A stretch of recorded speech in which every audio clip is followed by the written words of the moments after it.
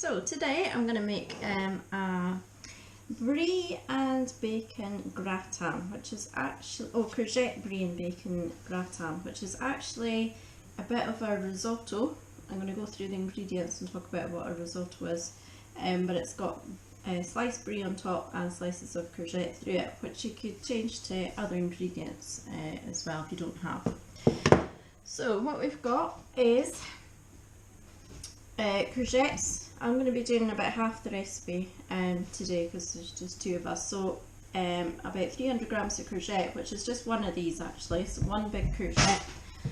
I've got an onion, we've got garlic, just one clove is fine, 2 slices of bacon, and the risotto rice, which is called arborio risotto rice, and a risotto is a sticky Italian rice dish, and this rice, the grains are much shorter and fatter than normal rice. You could, if you only had normal rice in the house, try that. You could even change it to pasta, just cook it slightly differently, or you could even put chunks of potato in instead, sliced potato maybe. So what else have I got? Oh, stock. So the recipe says vegetable stock and it also says some white wine, but you could just make up a bit more vegetable stock. So I have here, just looking at the recipe here, so I've got 425 mils of stock, plus I'm putting in an extra 75 mils water in the stock to make up for the white wine. Okay. If you do put white wine in, when you cook it, it evaporates the alcohol anyway, so if you're cooking it as a family you might choose to put the white wine in, it will add to the flavour. So we've got our stock here. I just put 1 stock cube in that amount. In the full recipe I would be putting in 2 stock cubes for that. What else have we got? I think that's everything. Just the brie. Brie is going in this recipe, but other cheese that might do instead. Camembert would be quite nice. Even blue cheese if you like blue cheese. I think somebody in the comments on that recipe said that they put some cheddar in. So I happen to have some brie, that's why I'm making this recipe. Right, we're ready for preparing. So we're going to do the vegetables first. Courgette, I've given it a wash. Now I make my claw. I'm sure you can see that okay there. Chop the end off there. Put my top here for my rubbish. I'll put the courgette in this bowl here. And it says to slice it on the diagonal. Okay. So it doesn't need to be super thin. Just maybe about half a centimetre thick is okay. There we go. And I'll put all this in this bowl because we're going to use that, fry that off separately in a little while. The recipe says to fry that off first of all, but I'm just actually going to leave it until the risotto's cooking, so I'll multitask. Onion, half it first. Chop the top end off, leave the root end on. Okay. That. So I'm peeling straight into my tub here, or straight into the bin, whatever, keep it tidy. Okay, so we've left the root end on, same on the other side.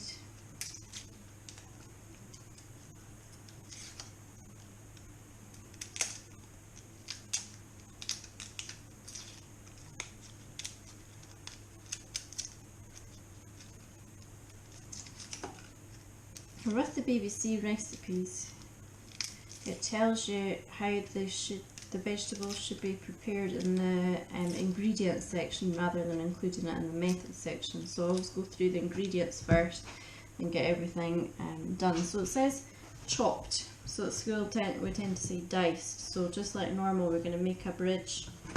We're going to cut in the direction of the lines up towards the root, but not all the way up to the end, so it actually stays together okay.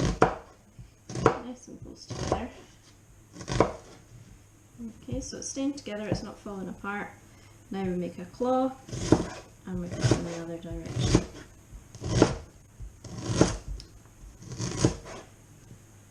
There we are. I've got two knives here. I've got the large knife, which is the chef's knife, or cook's knife is the other name, or you've got a small sort of vegetable knife. So either knife is fine, whichever you have in the house you're most comfortable with. Okay.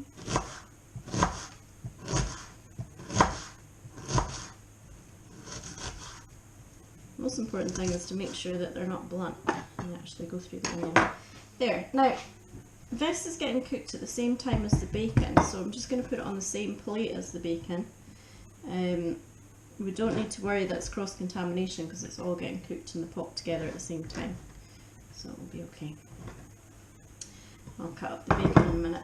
The garlic, let's chop the ends off. Peel it. And the recipe says to crush the garlic. Well, see how it's got a little bad bit on it? Let's just cut that off and see if it's okay underneath. Yeah, the rest of that's fine. It's still quite a big clove, so that'll probably do, but I think maybe I'll get another one as well. So you can use a garlic crusher, I'll show you both ways, or you can chop it up and then crush it on the board. So we're going to chop it like this, keeping a nice claw so my fingers are not flat, they're curled back so we don't get it with a knife. And then we do some cross chopping. Oh, that onion's stinging my eyes. Like this. A little bit more. And then to crush it with the knife, we're going to angle it at sort of 45-degree angle and mush it into the board like that. So it's a paste.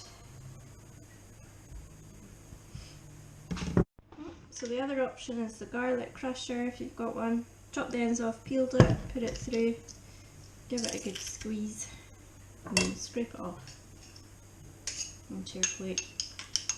Make sure you don't miss any bits, you don't want to waste the stuff that's inside there, so tend to scrape that out as well and use it if you can. Okay. So just the bacon now to do.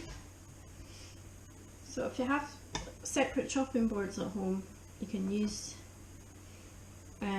your red one or whatever you use for raw meat. I don't really have separate ones at home actually, I just tend to put them all in the dishwasher to clean them properly. Obviously if you're working in a business you would definitely have separate coloured chopping boards. I'm going to cut the fat off because I don't really want that in there. And then it just says in the recipe to chop the bacon, so I'm just going to cut it into cubes. This is smoked bacon, but you could use any bacon you like. You could actually change it for something like smoked sausage or something if you didn't have bacon.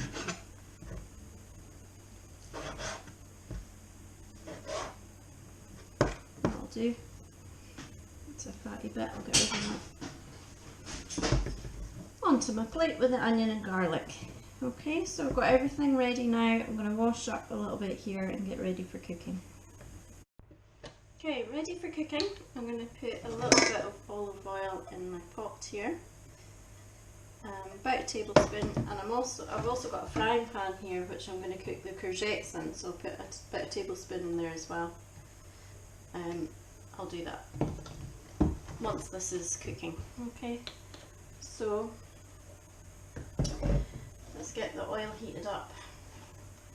So same as when we're in school, we're going to put one piece of onion in, and when it starts to sizzle we know it's hot enough to start cooking the rest of it, and just a medium heat. So like in school we would normally be cooking it on about number 4, and our numbers go up to 6, but I don't know, mine doesn't have numbers here, so you'll just have to judge yourself. Just a medium heat until it starts to sizzle. And by putting a piece of onion in, then we remember we're heating our oil. It's not going to get to the point where it's smoking hot and getting a bit dangerous. Just starting to sizzle, so let's get that on there. We're going to put in the onion, the bacon and the garlic. There we go. And it says to cook it for few minutes, maybe about 5 minutes, until it's kind of starting to go slightly golden, but we do not want any black looking onions, okay? So we're going to cook this in here for about 5 minutes or so. No lid, so we're sauteing. Keep an eye on it and just stir it now and again. Okay, this has been cooking now for a little while. Onions are soft, bacon's cooked. And we're going to add in now the risotto rice. And put it back on the heat just for a few seconds. And just until the rice is kind of mixed through and has a little bit of heat in it, but not too much. Otherwise, when you add the liquid, it's going to go mad and sizzle too much. Okay. Now we're going to gradually add this in, not all of it. Add a bit of quarter in. Scrape it all down. Now we want to bring this back to the heat and get it bubbling again. And we're going to gradually, like over the next, it should take about 20 minutes for all of the liquid to absorb. So the rice grains will absorb some of the liquid and some of the liquid will evaporate, and you'll end up with all of this stock gone.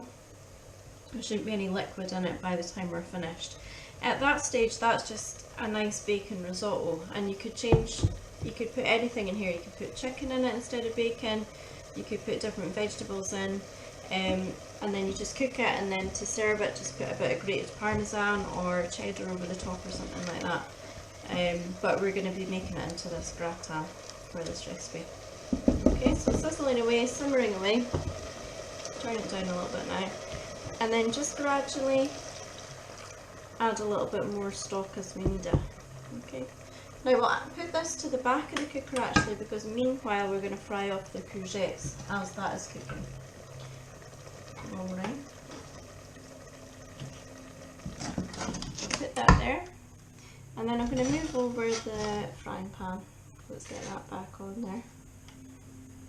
And I'm turning this on now. I'm not going to put anything in it actually, but I'm just going to feel, when I start to feel heat in it, I'm going to start frying the courgettes. And a good idea to have some tongs for this. But if you don't have tongs, wooden spatula or spoon is fine. So I feel some heat now, so if I put these in, they should start sizzling. I'm just going to put one in to check. Yep. Put them all in. And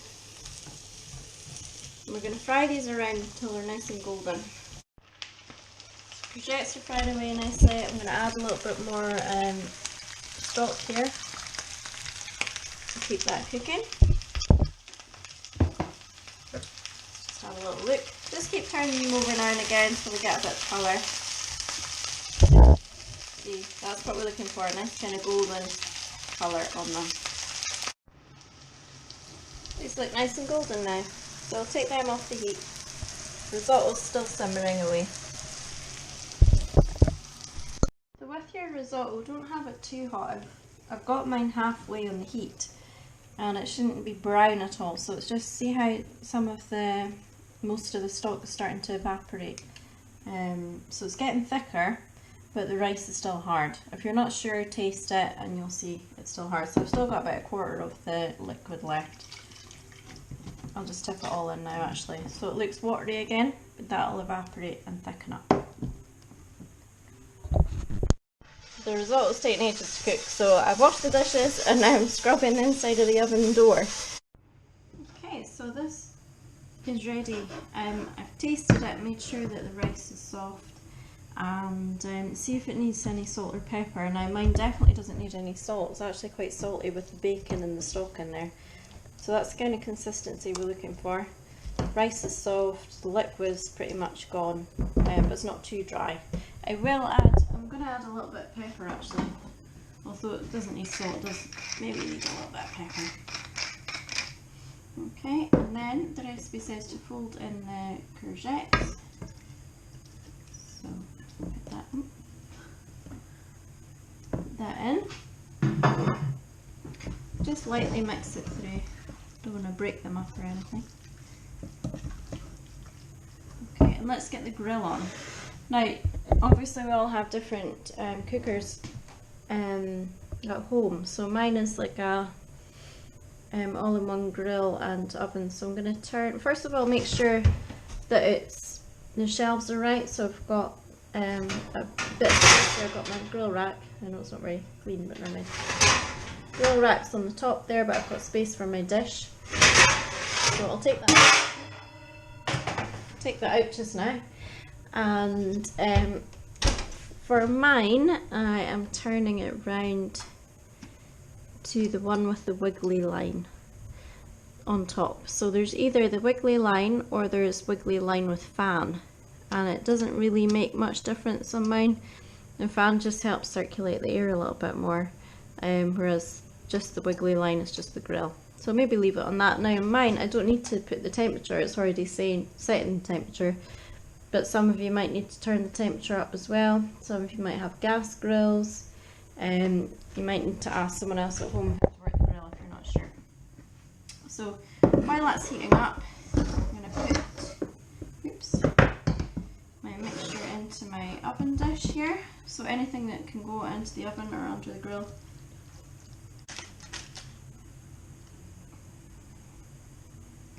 Now you'll just have to find, if you fancy doing this, great, show me pictures.